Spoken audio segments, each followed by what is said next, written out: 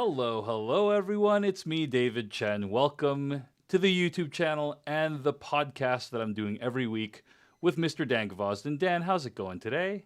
I'm doing well. Really looking forward to talking about this episode. I even cracked out the only Marvel shirt I own for this, so Wow. that feels pretty good. You host a podcast about Spider-Man, but that's the only Marvel shirt you own, huh? Yeah, it's weird. I don't know. It's something I need to really upgrade in my.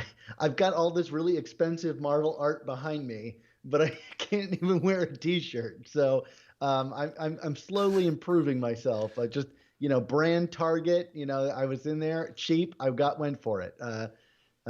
Fashion. We're working on it.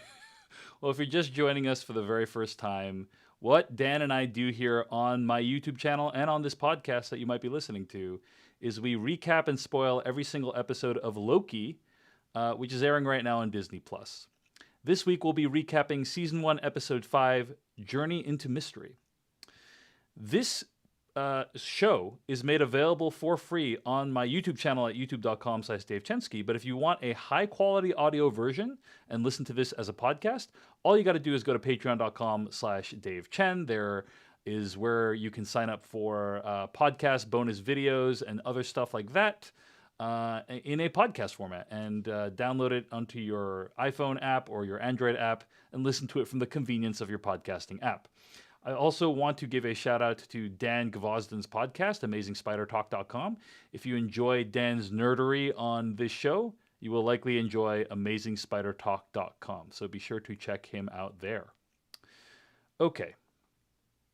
So let's get into this week's episode, season 1, episode 5. Actually, before we do that, let's talk about any follow-ups we have from last week. So there was one follow-up you wanted to make, Dan Gvozden, something you neglected to mention, right? Oh yeah, I think we can hardly be blamed for neglecting to mention things considering the length of these shows. But when Kid Loki was introduced last episode, I did mention that he was wearing his costume from the comics, and I didn't really go into much more detail than that, other than that, he was a recent character, that, yada yada yada. But what I did want to say, because we talked about this when we were reviewing, Falcon and the Winter Soldier, is that some of these characters like Eli Bradley that was introduced in that series would go on to form the team of the Young Avengers, and I had said, well, I think a lot of these characters are whether they've been introduced before or they are soon to be introduced. We basically have the entire team of the Young Avengers through all of its different variations introduced, like lined up to be introduced by now. And Kid Loki being kind of the final puzzle piece to this whole thing. So we've got Eli Bradley, who is Patriot in Young Avengers. We have Cassie Lang, the daughter of Ant-Man, who is Stature on the team. We've got Billy and Tommy Maximoff from WandaVision, who are Wiccan and Speed. Now, we've got Kid Loki, of course. And we've soon to be introduced is America Chavez, who is Miss America. She's appearing, I believe, in the next Doctor Strange movie. We've got Kate Bishop, who is the second Hawkeye, which is appearing in the Hawkeye TV show. And if I'm correct, and Kang is introduced in the next episode of this show, Kang, a younger version of him, is on the team, a character called Iron Lad. So I'm kind of banking on that being a thing. And then, of course, we've got Kamala Khan's Miss Marvel and Riri Williams' Ironheart, who are characters that we're going to be soon introduced to in the MCU. They've never been on the Young Avengers, but they're young, superheroes. So I figured that, the MCU, they kind of mix and match things. They're on this team called the Champions, which has Miles Morales on it. But I don't think we're going to get to those stories anytime soon. So I think, if we're making an Avengers team out of young superheroes, I would expect Kamala Khan and Riri Williams might be on the team as well. So I wanted to point out, if you're a fan of Young Avengers or you don't know anything about them, we've got the team kind of coming, and I think it's going to be really exciting. Yeah, if that is the way they choose to go, right? Right. But basically, you're saying for Young Avengers, all the pieces have been moved into place if that is the way they wish to proceed. Yeah, Yeah. it seems like it. I mean, they're going out of their way to make sure that these characters are introduced. Right, right. Like So there several of the people they didn't need to give any attention to, but they did, and so maybe they did it deliberately, right? right. So whether they call it the Young Avengers or the Champions, which is kind of like the current iteration of young superheroes in the Marvel comics, I do think that we're headed down that path at some point. All right. Well, that is one follow up from last week, and there's another follow up that we need to discuss. Not really a follow up, more like a meta commentary on what's going on here. So, Dan Gvozden, we have been doing this for, this is, I think, what, the 12th? How many episodes of Falcon and Winter Soldier were there? 8? 6? There were 6, I believe. So I think Yeah. this is maybe our 11th show. Really? There were only 6 episodes? Maybe it was 8. Maybe it was 8. Yeah, no, you're right. You're right. 6 episodes. Okay, yeah. So this is like our 11th time we've done this together. And you know what? Dan Gvozden, the one thing you can say about us, literally the one thing that you can say, the only positive virtue we have is that we are honest about our thoughts on these shows. Right. Right? If we think it wasn't good, we will tell you that we thought it was not good, and we will explain why to the best of our ability. We are not here to cheerlead Marvel or Disney, which are both like billion-dollar organizations that have massive marketing arms that are designed to convince you to pay money for their products. We are just, yep, go ahead. Well, I would say, but we do want it to be good. Yes. You know, like every time I hit play, I'm hoping for the best. Life is extremely short, and it is not something you want to spend whiling away on crappy entertainment. You want, Right. especially with all the good entertainment out there, right? So we desire everything to be good, but we are also fairly harsh critics, at least compared to the rest of what's out there. And this has won us great criticism from dozens of people over the course of the last, 11 episodes that we've recorded together, from people who just don't like what we have to say. There are some fans, Dan Gvozden, that have risen. There are dozens of them, dozens. And so, and you know what? That's I'm fine with that. I like, we're true to ourselves, and we have a very small audience, and I'm grateful for every single person that tunes in, both on the Patreon as well as on the YouTube channel. I was told to my face this past week that nothing will ever please me, which I don't know if to take that as like a compliment or some kind of negative comment, but that's probably true. About this podcast, or yeah, specifically about our show and my lukewarm attitude towards the previous episode. I see. Interesting. Considering we've been like almost overwhelmingly positive about this show until now. Mm-hmm. So anyway, it's in this context that I saw this tweet from Josh Raby on Twitter. He said, "How very odd that the week after Siddhanth Lakka received piles of hate mail and harassment from petulant fans for daring to give an episode of a Marvel show a thoughtful but mixed review, a new reviewer is now suddenly handling the show on IGN. Draw your own conclusions." I just want to give I don't want to spend the whole video talking about this, the whole audio talking about this, but I do just want to mention this real quick because I actually think it's very important. Siddhanth Lakka is one of the most talented writers about pop culture on the internet, in my opinion. I think he is like super smart, very, very insightful. I am a subscriber to his Patreon, which you should be too. And whenever I have him on one of my podcasts, I'm just blown away by his talent. He won a journalism award last year for his recaps of Watchmen, which he wrote at IGN.com. And he's been recapping Loki for the last 4 episodes. And he likes the show. He gave the first few episodes like around a 7. And episode 4 he wasn't as huge of a fan of. He gave that one a 5 out of 10. And then mysteriously, he's no longer recapping Loki anymore.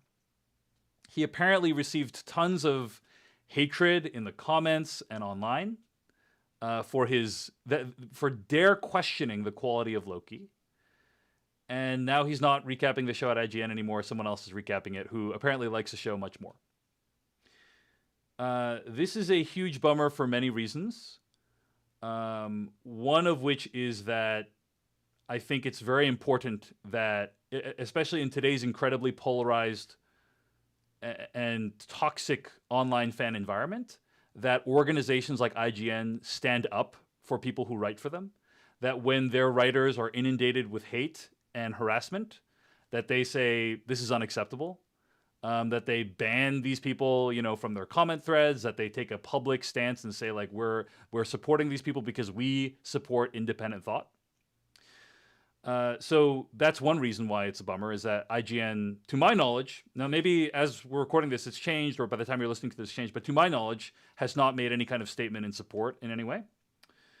And the second thing is that, again, these are products, Loki and Disney Plus and Falcon and Winter Soldier are products that are being sold to you, right? And that are there to extract money from you. And Dan and I consider it part of our job to tell you whether or not it's worth it, right? I mean, that's part of it. It's not just a consumer exercise, but like that's part of it is like, is this thing actually good?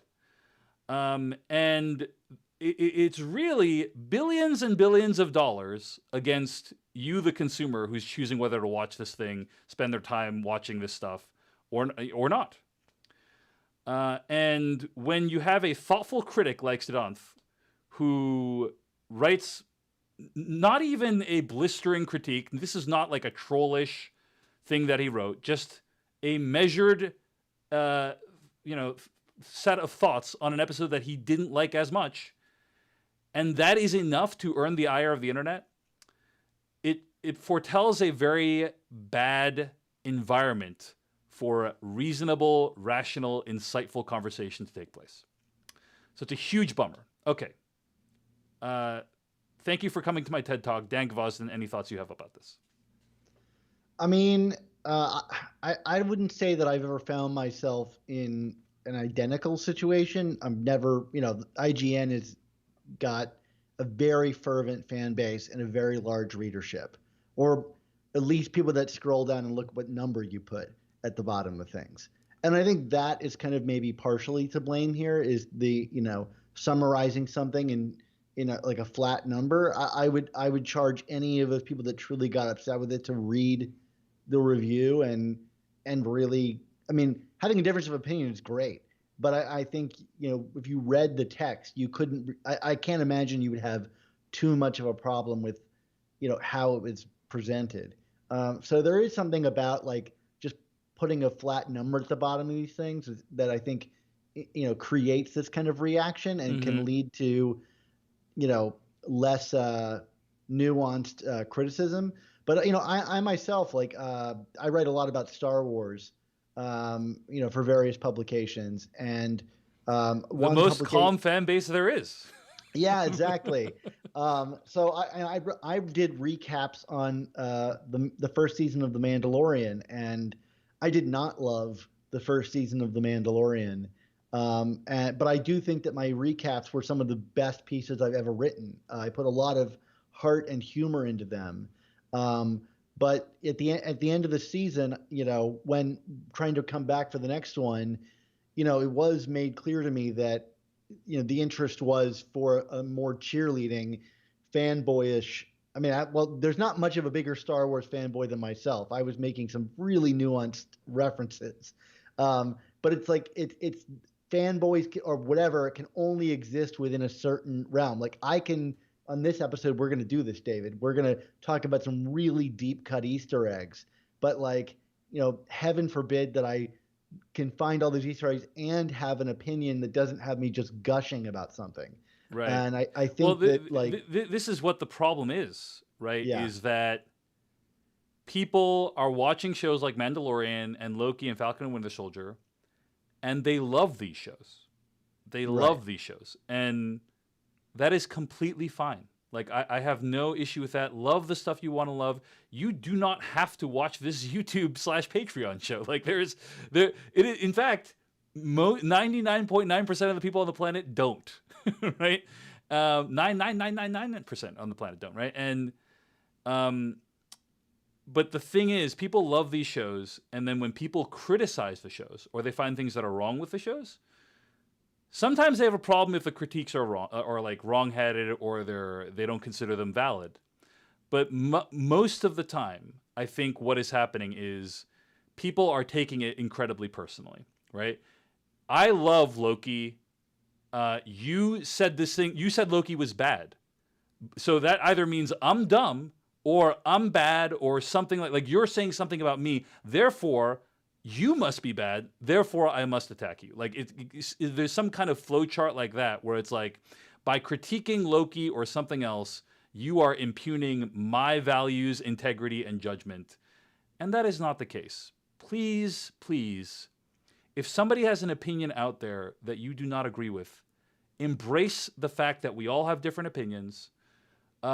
Dig into it. Like, challenge yourself. Think to yourself, like, okay, this person's saying this thing is bad or that this thing is good that I think is bad. Do they have a point? Examine whether or not your thoughts are accurate based on new information that has come to light. I think that having a nice diversity of opinion out there benefits everyone, and it's a shame that that's no longer the case at IGN, which is a major, major outlet. So, okay, those are my thoughts. Dan, anything else? I'm going to give you the last word on this if you have any thoughts. But I mean, I think we should all just, and maybe the problem is the review and the number. Like, I think we should all embrace this as a discussion. And maybe I think about like Pauline Kael's reviews and how they would sometimes be like pages long, really getting into detail about a movie or show or whatever she was critiquing. And there was a while there where that criticism was type of criticism was going away, where blurbs were getting shorter. Like, I've written reviews for The Village Voice when it was a paper and you have 250 words. How do you do that? It's really hard to get into a nuanced thing. But with the internet, it's unlimited. And so we really have, better criticism than we've ever had, more space for really nuanced things. And yet somehow the culture is still finding itself looking for that short little sound bite where they can get angry or champion. And it speaks almost to, one, the publication, but two, something inside of us. So I think your calls for saying, to act differently, or if you see yourself responding this way to reflect on it, is good. Yeah. Because there is great criticism out there, and we should be seeking it out and championing it. And it's a bummer that this publication doesn't really seem to want to. In which case, I would ask them, why even have a review scale at all, or even do reviews if it's just about like writing up, like, your viewership's overall opinion of these things. Yeah. Well, those are our thoughts on what's happening over there and the reviews of Loki. And, I feel very comfortable talking about this, Dan, because virtually no one watches this show. So, great. To IG, it's like comparing us to IGN is like comparing an ant to the sun, basically. So we're here just holding down the fort with our independently bad opinions. Let's get into this week's episode, Season 1, Episode 5, Journey into Mystery. Overall thoughts on this week's episode, Dan Gvozden? Well, I want to declare the mid-season slump after all of that, because I do think there was an actual mid-season slump, as indicated by that review score. I think it's officially over. Like, I think, this thing is now firing on all cylinders. There's still a ton of exposition, but I really like, and I like this universally about this show, is that it seems to really be taking the kind of like comic book arch approach. It's like ideas. It's not slowing down. It's just like, here's a giant space creature made of smoke that's going to destroy you. Like, okay, great. Let's just get into it. And let's go with it. Yeah, I'm into it. Yeah, why not? Let's not even question that for a second. We're doing it, So I really appreciate that. This show is just kind of like, especially in this episode, like getting back to what I liked about the first two episodes, which was, here's a bunch of new concepts and we're just going to go with it. It does end up leading to a lot of exposition, but I do think they do a fairly good job of getting that across in ways that are fun and character oriented. On the negative, though, I still think that this series is asking us to do most of the emotional heavy lifting. It uses, in my opinion, tropes to signpost like where we're supposed to be making connections and emotional connections. Um, but I think that a lot of the beats are kind of like there. It's really well plotted. But for me, a lot of the big emotional highs ring hollow because feel like I'm doing most of the work Mm-hmm. and Mm-hmm. fitting into like, okay, well, that's a trope. So yes, I should feel that way. Yeah. We could talk about some of that as we go over the episode, but I'm not quite as like emotionally connected to it as I would like to be because I think it's taking some shortcuts. I think you're right about that. I think uh, what I think is so overall, I like this episode. It's one of the most visually impressive things I have ever seen on television. I'm just Oh, gonna for sure. put that out there. Yeah. Like this episode specifically is just absolutely incredible, and they clearly put like a ton of work into. Here I'm gonna put up a graphic on the YouTube channel here, but like they clearly put like a ton of work into like designing these backgrounds, even though they're really like most of them are probably CG. I assume it's not miniature, but I don't know. Um, and it's just so intricate, like how much design went into all this stuff, and I'm just extremely impressed. It's truly breathtaking, the sense of scale that this episode gives you. So overall, I'm a fan. I also think that the thing that I'm going to take away from watching Loki, like when I think about how I'm gonna think about Loki, like months after I finish watching it, it's going to be the core ideas behind it that I think are really fascinating and well brought up. I don't know that the follow through is there, but I appreciate that it brings up the ideas that I never would have even thought about. The core idea, I think, that's in this episode of Loki is this idea of like, oh man, like I'm such a screw up, and like all of my variants are screw ups too, right? Like that's kind of what Loki's situation is. Like I'm a screw up, I'm aimless in life, and like all my variants, like they're not doing much better either, and like maybe I am destined to just always be a screw up, no matter like what permutation I'm in. But Loki, the show suggests maybe I can overcome this, right? Like maybe even though in all these timelines I'm this variant, I'm this variant, I'm this variant, I messed up this way, I messed up this way, maybe I can surpass this and transcend myself by reaching deep down within myself, um, finding this thing called love or whatever you want to call it, self actualization, self realization, self awareness, whatever, self love as is depicted in the show with Sylvie, like, and through that there can be some kind of redemption, right? And I love that idea. I really appreciate that idea, whether or not the you know um, the show really follows through with it in a meaningful way is like up for debate. Whether or not it earns that payoff is up for debate. I think you're right. It does take a lot of shortcuts. But let's talk about what actually happens in the episode. Okay. Sure. So the episode begins. First of all, a note on the title of the episode, "Journey into Mystery." What is this title, Dan Gvozden? Yeah, well, Journey into Mystery is actually the name of the comic that started Thor. Fans of Spider-Man might know that the first comic that told his origin story was an issue called Amazing Fantasy 15. And for Thor, it took a long time before Thor had a comic with his name on the cover. It was actually for a long time Journey into Mystery, and he came in, like 100+ issues into Journey into Mystery, which was kind of a magazine for all kinds of different, stories that were, cobbled together. It's an anthology magazine.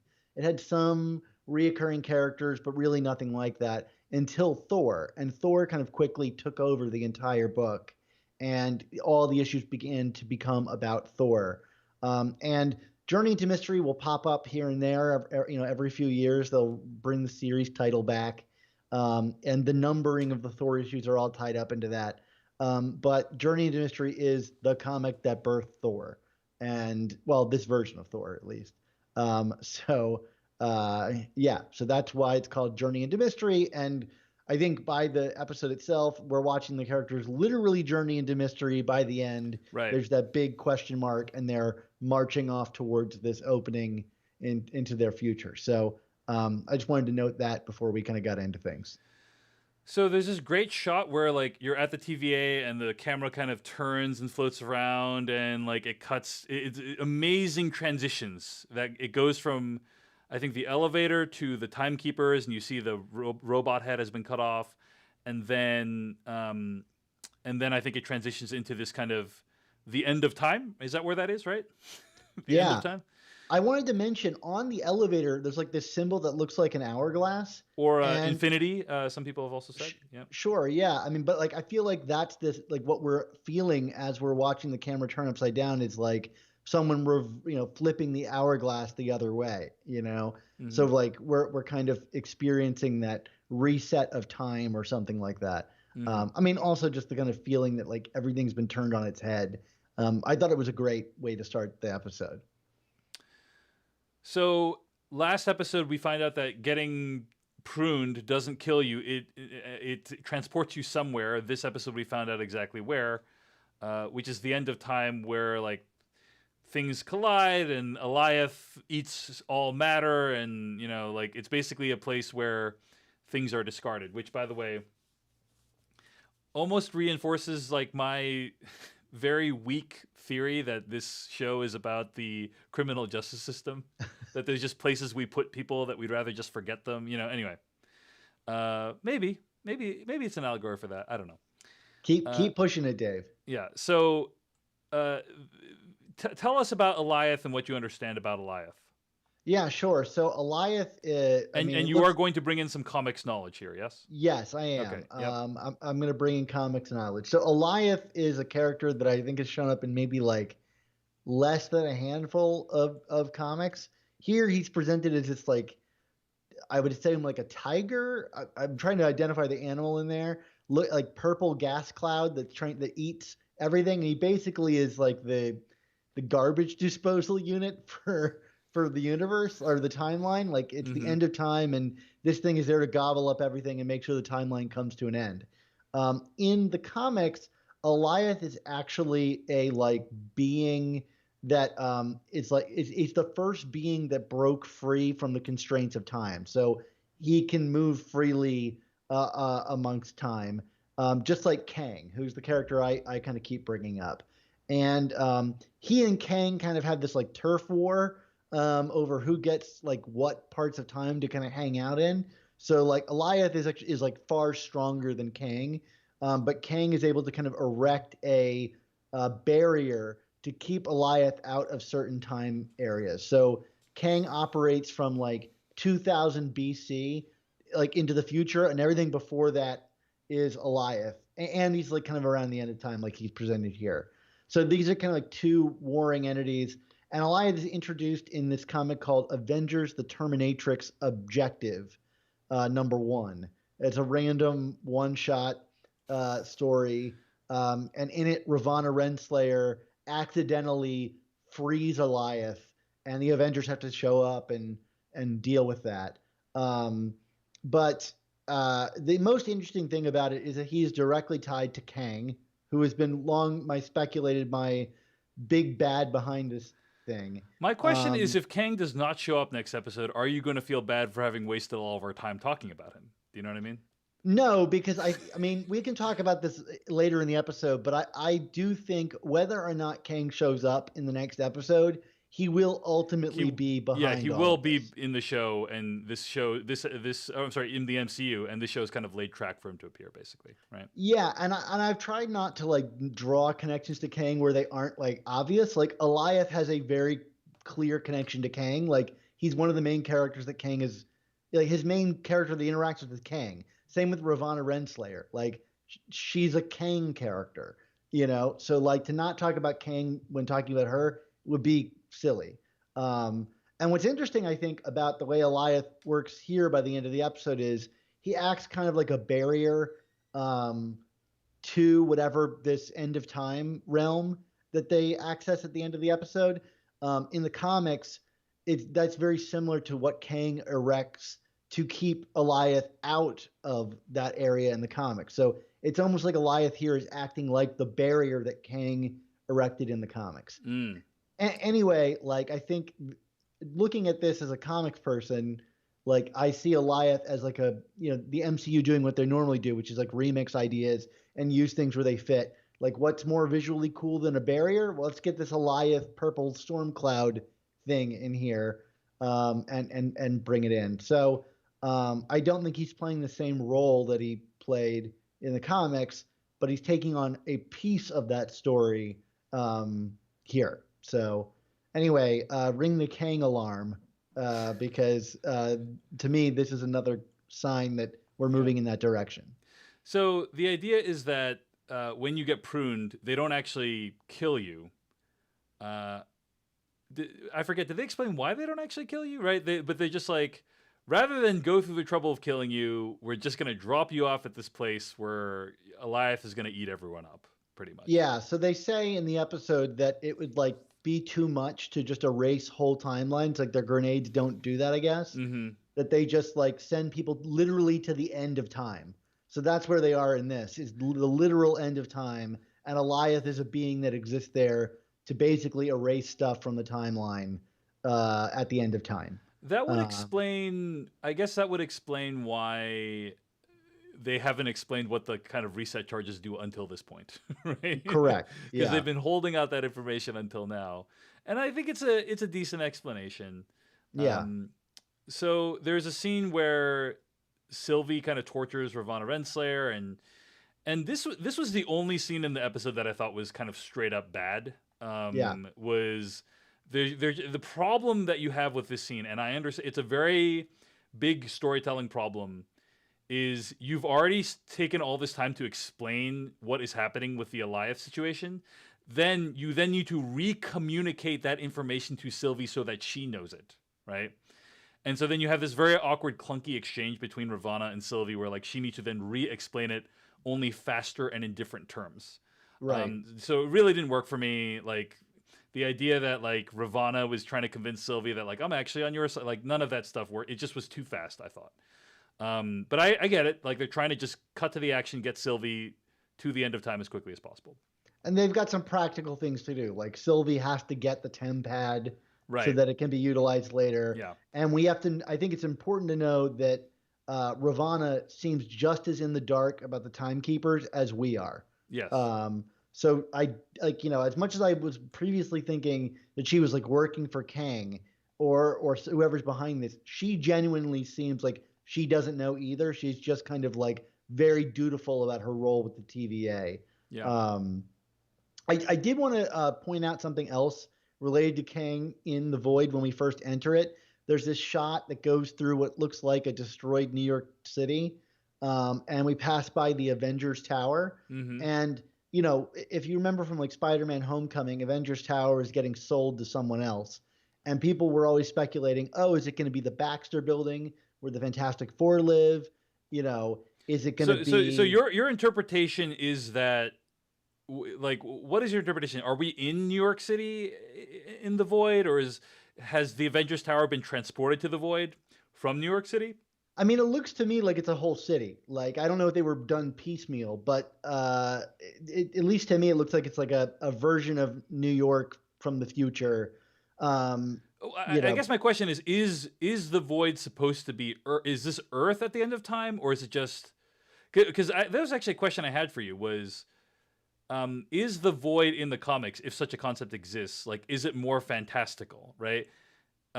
Because they're saying like, this is the end of time, and the way they've chosen to represent that is with like what looks like a bombed out, post-apocalyptic Earth, right? But I was curious, like in the comics, is it more fantastical and like in space and asteroids and stuff, and like they just chose to do it on like as Earth for practical reasons in the show? Like, do you have any insight on that? That's hard to answer because the end of time in the Marvel comics is represented like a million different ways. Right. Like the X-Men have their own version of the end of time. In the Thor comics, there's like Thor is the only living thing at the end of time, and he's fighting against Loki on like a bombed out Earth with his 3 daughters. Like depending on, every comic has like a different, like that's the thing. Like there are some accepted more end of time things in the Marvel comics. But, when you have whatever, 60 some years of comics and all these different writers, people will present that in different ways.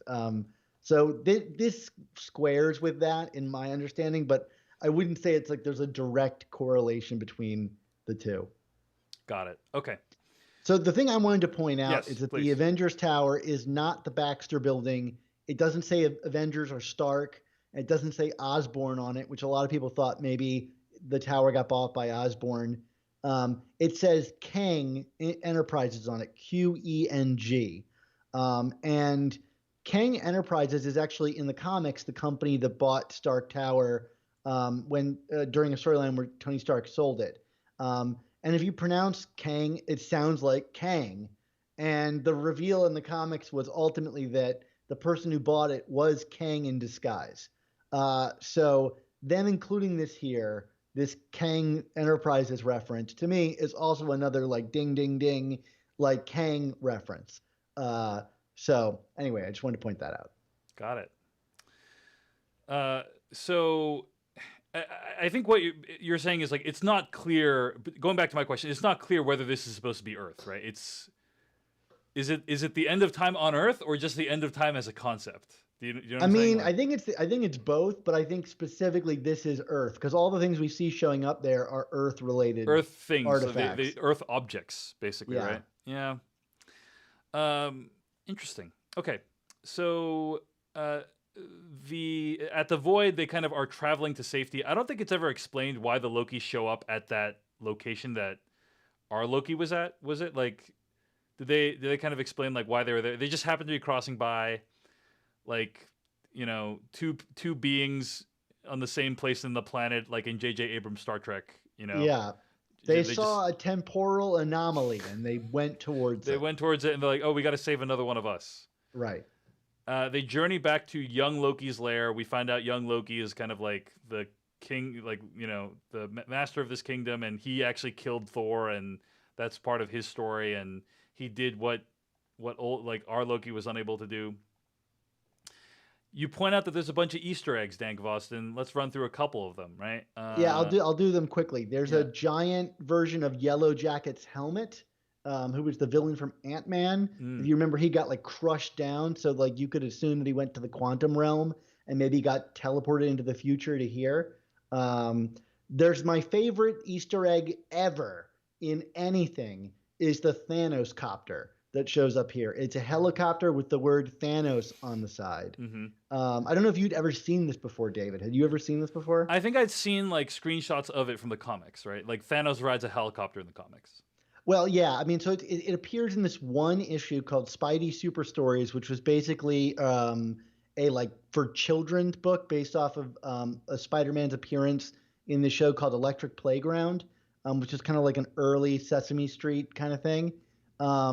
And so they did these like kids comics, and for some reason in issue 39, Thanos shows up and he's got a yellow helicopter with his name on the side, and no one ever says anything. And this has become like a big in-joke amongst comics readers and like comics Twitter, Thanos copter. So here it shows up here. I never thought I'd see it, and it was one of those things where like when it showed up on the screen, I became that meme from Once Upon a Time in Hollywood where I was just pointing at the screen. That's awesome. So there's that. The other big one I mentioned last week with alligator Loki is that there was a frog Thor, and I didn't know that character Throg was going to show up in this episode. Was he the one that was in the jar that was underground? Yeah. So as you're panning down, you see Mjolnir, and there's a jar with a little frog in a Thor costume trying to jump at the hammer, try to get the hammer because that's how it'll break out. And on the side of the jar, it says T365, and he first showed up in Thor issue 365. So that was like a really fun Easter egg. I hope that character comes back because he's a really fun character, but if this is it, this is a really fun, cheeky way of introducing it. And then lastly, there's like when they're walking around on the surface, there's this weird thing that almost looks like an X-Wing that's like half buried in the sand. And I didn't really know quite what this was, but I looked at it for a while and then remembered that like the Red Skull had this like flying device with these spinning missile things around it. And this is actually a Red Skull vehicle from Captain America: The First Avenger that's like half buried in the sand. Damn, you're good, Dan. Damn, you're It was good. it was fun. This was a fun Damn, episode. damn, Daniel. To quote the internet. Okay, There we go. Thanos nicely done. Copter and Damn Daniel within a minute of each other. All right, so let's talk about like all the stuff that goes on in the bunker, right? Like we find out a lot of stuff. Like the Loki start sharing their stories with each other.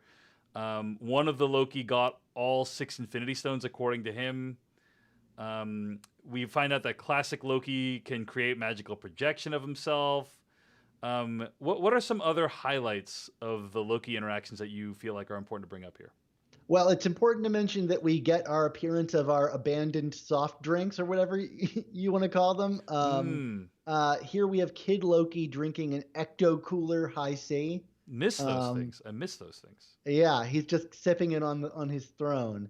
The big thing here is that like our Loki, if you will, he makes a stand here to he's going to kill Eliath himself, and despite the proclamations of everybody, specifically classic Loki. I thought his story was really interesting because he said in his version he avoided death by Thanos by creating a magical projection of himself, which I actually thought was like always what was going to be revealed in Avengers Endgame, because Loki tried to stab Thanos in the chest. Yeah. And that seemed very not Loki-like. I like how this show is like, yeah, that was a dumb thing to do. Like, you shouldn't have done that. That was stupid. There were like 10 other better ways to do that, basically, right?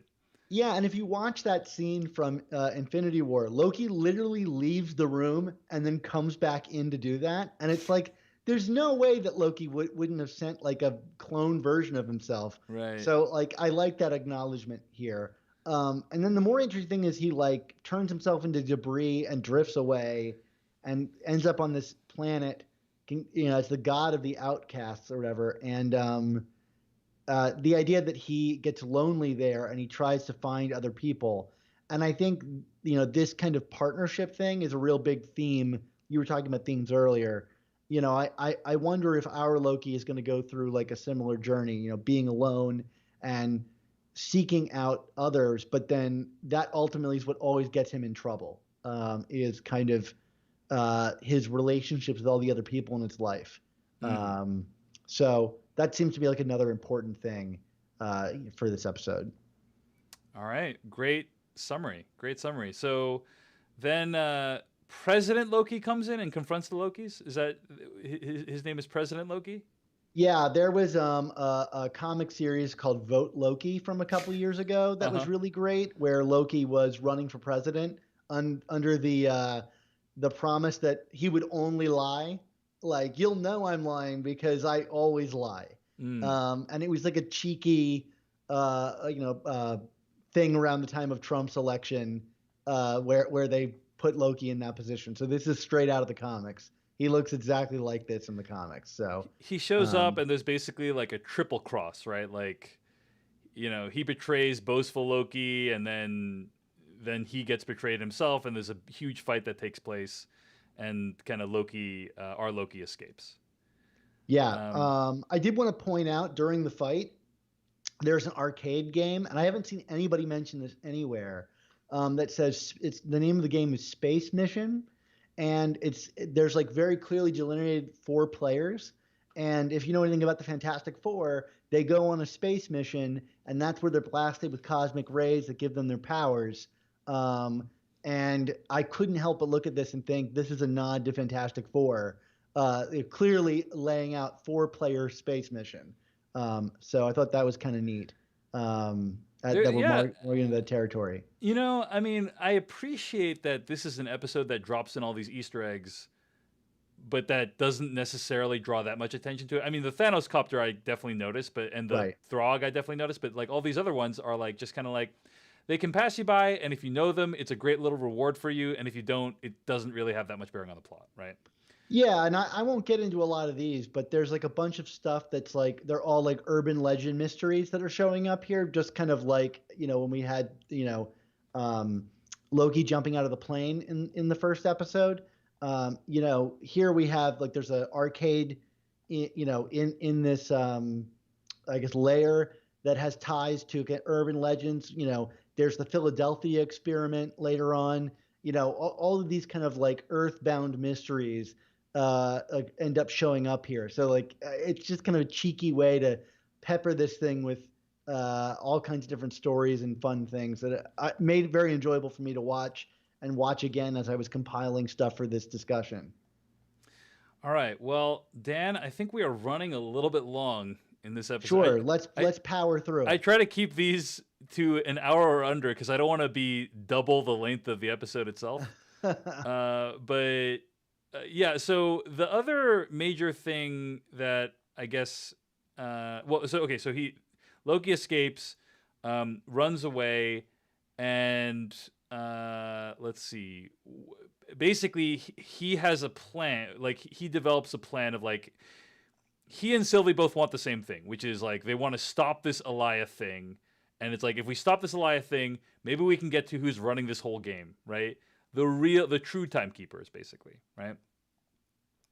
And I actually think they did a great job of making Aliyah seem really powerful and threatening and terrifying, right? Like the USS Eldridge, like the ship appears, and then Aliyah just like completely destroys them, and you see these men like screaming in agony as they're annihilated from existence. And then it cut to Loki being like, maybe you want to think this through a little bit more. Like I thought that was very funny. All that stuff was good. And then Sylvie shows up with her tempad and finds Mobius, and they run away in a pizza car. And these kind of plot lines like basically end up converging, right? Mhm. Sylvie meets up with Loki, and they decide like we're gonna stop this thing. And Sylvie thinks to herself, I can actually enchant this thing. Aliyah is actually a sentient creature with a mind that I can enchant. And so that is the plan. Is like Mobius is going to go back to TVA, burn it all down. Sylvie and Loki are going to try to enchant this thing and make that work for them and see where that leads them. Before we get to the end, is there anything else we should discuss? Well, I think one of the key scenes, our ideas in this episode is this like the Loki say it when they're walking around is that every time we try to improve or change ourselves, we become a variant and we're erased from the timeline. So like Loki is never allowed to like redeem himself unless it's through Thanos's icy grip. And you get this scene where Loki and Sylvie are sitting down and they're bonding with each other. And I was really, curious. She asked him, "Are you going to betray me?" And he says, "I betrayed everybody that I loved," and that he's not going to do it again. Um, He's and like, I, I've tried the betraying thing. It hasn't been working out for me. It's like Sheev Palpatine in the Star Wars movies. It's like I've tried electrocuting them. It just doesn't work out. It always ends with me throwing down some kind of shaft, basically, right? yeah, but ultimately that's still his undoing. I know, Um, seriously. these are creatures of habit, and to that point, we don't get that same promise from Sylvie, right? That she won't Mm, betray him, yeah. and at some point, like these are still Loki's, and part of me just doesn't think they're going to end this show with Loki having like a happy relationship with Sylvie. Yeah. I think future Loki or classic Loki's discussion of his own timeline of being lonely on a planet somewhere isolated, and Sif in that time loop where she says you'll always be alone, are probably more true than any kind of like happy ending for the character. So I'm beginning to worry that like Sylvie is actually setting this up for a major betrayal for Loki in the end. Um, you know, this story hasn't really had a lot of like major twisted reveals, and yet it's a Loki story. And I wonder if everything that we know at this point is set to be undone. Like Ravana, who we think is a bad guy, what if for all of her duplicity, she's still a dutiful soldier intent on protecting the TVA, and Sylvie, who is out to destroy it, isn't doing it on for any particular reason of good. She's working for someone else or something like that. I think that there's something yet to be revealed with that character. I have a more formed theory, but I'm going to hold off on it because I know we're running long. It's all. You drop the theory, Dan Gvozden. Let's hear it. Okay, I think that because we only have one more week left. So if you're going to be wrong about this, we only have one more week to call you out on this stuff. We don't yet know why Sylvie was pruned from her timeline, right?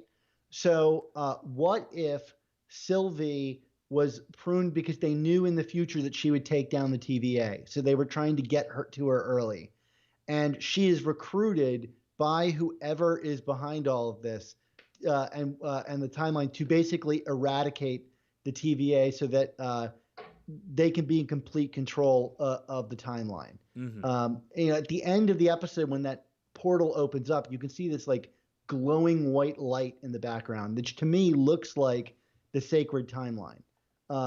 And what if the TVA is truly protecting? We don't know what its main goal is. It's protecting it from this person.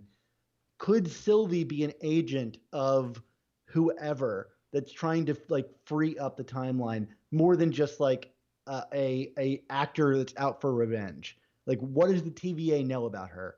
So I'm expecting some duplicity from Sylvie, and that Ravana is actually, a variant that is really trying to protect the timeline in some way. So I think we're going to have a major conflict there coming down the pipeline. All right. I don't know if that made any sense. I think so. Okay. So then they go and they try to enchant Eliath. Oh, Mobius and Loki have their goodbye scene, right? This felt to me like the characters are saying goodbye. I don't know if these characters are going to see each other again, is my guess. Agreed. Right? Agreed. And this is the test of the show, is do you believe in the emotional truth of this moment, right? Do you believe that Loki has been deeply moved by his experiences with this guy? And I think, for the most part, yes. It has been a little bit of a bumpy journey, but I bought it, and I think the show has accomplished that.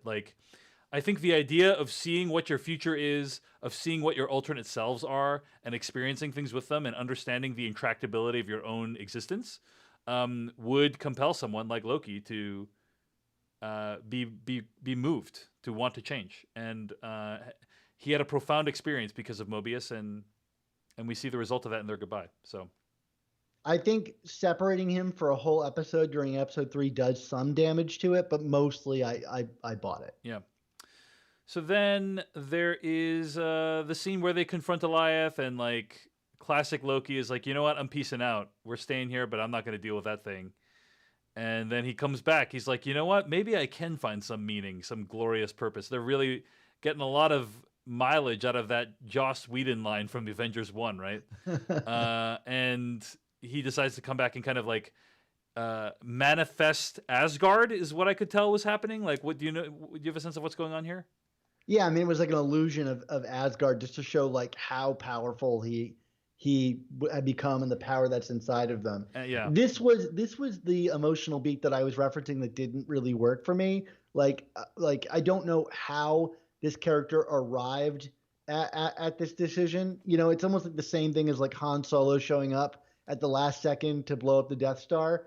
I don't feel like we had enough of a journey with classic Loki to really understand that transformation in the same way that we do with Han Solo. Yeah. I get him looking back and seeing them, and I knew that that's the signpost of the trope.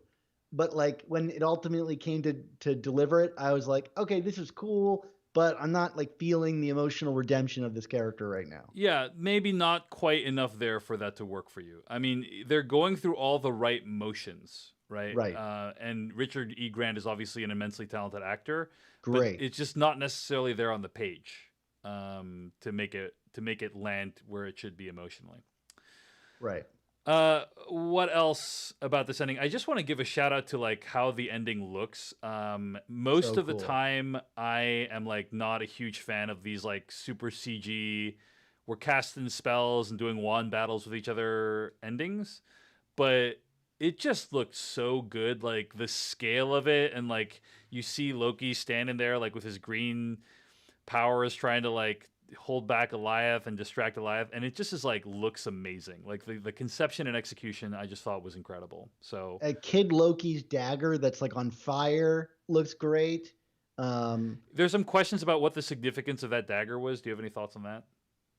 um, no, I don't know that there's any particular significance to it, other than the fact that he seems to be kind of outfitting himself with like weapons from each of the various Lokis that he's kind of with. I mean, to me, the most significant thing is that Kid Loki is kind of left to go wander off on his own, Mm. right? So, sparking a possibility of his return. But if there's significance to the dagger, I don't know it other than the fact that that's kind of like Loki's signature weapon. All right, we're entering the final sequence here, and so I want to say a couple things before I wrap up. First of all, quick reminder: if you want the podcast version of this conversation, all you got to do is go to patreon.com/Dave Chen, and be sure to check out Dan Gvozden's podcast at amazingspidertalk.com. Also, if you enjoy my stuff, hit like, hit subscribe, hit that bell icon. I got reviews of Fast 9 and that other movie that came up, Black Widow, is already my reviews of Black Widow, non-spoilers on the channel, so check that out. So yeah, check out the rest of my work as well. And if you have any questions, type them into the chat room, and I'll put them up after we get to this last scene. Okay, so after all that, it looks like the enchantment has worked, and they kind of open up this door to another world, basically, right? And this door opens up, and what do you see, Dan Gvozden? It's like this space tableau with a castle like resting on rock. We saw images of this earlier during Sylvie's vision. Right. It seems to be like a ring shaped asteroid with this castle sitting on the top of it, and there's this yellow light at the top of a tower. That's prominent with the castle. So, and I mentioned earlier, there's like a big beam of like white light on the horizon, which I speculate is a representation of the sacred timeline. Um, but it seems to be kind of like a rainbowy thing. It looks kind of like the quantum realm from Ant-Man and the Wasp. Indeed. So is that what you're guessing it's going to be? Well, I'm guessing that it's Kang's castle. Kang has a castle called Castle Limbo, which exists at the end of time, just like this. And again, I think that Kang is behind this, whether he's revealed or not. So Kang lives in this city at the end of time called Chronopolis, where he's got a castle, Castle Limbo. And if you, some really keen-eye observers found Chronopolis in Ant-Man and the Wasp's quantum realm scenes. This little city, Golden City, sitting inside of that realm, the quantum realm, whether it was just an Easter egg or what, like, this at least seems fairly consistent with that.